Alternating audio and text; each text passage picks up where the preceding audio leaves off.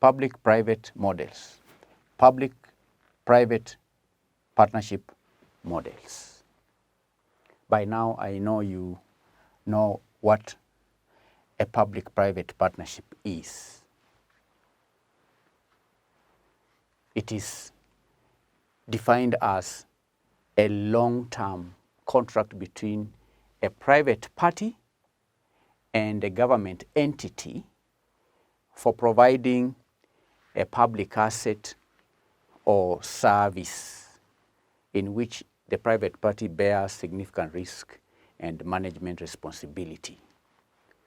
And remuneration is linked to performance. Do you understand? It's a contract. The PPP is a contract between a public entity and a private party. It's a contract for doing what?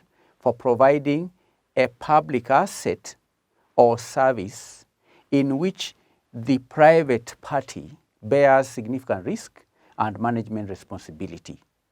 Then remuneration, in other words, this private party is paid according to performance. And candidates, the PPPs combine the deployment of private sector capital and sometimes public sector capital to improve public services or the management of public sector assets. And by focusing on public outputs, they offer a more sophisticated and cost-effective approach to the management of risk by public sector than is generally achieved by the traditional input-based public sector procurement.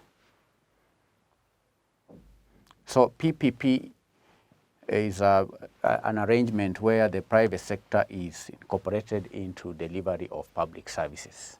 And there are a wide range or spectrum of models.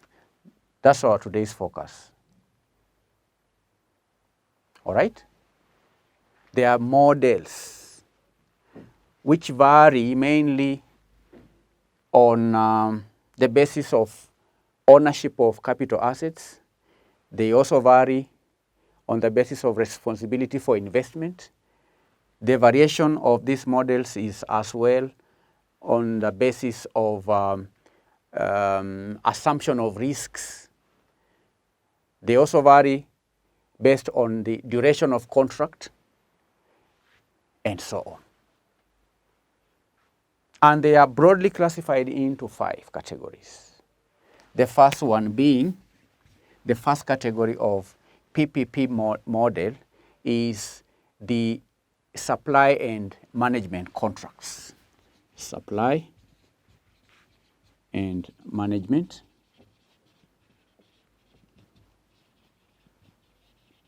contracts. Supply and management contracts. Then the second one is what we call the turnkey contracts. Turnkey contracts.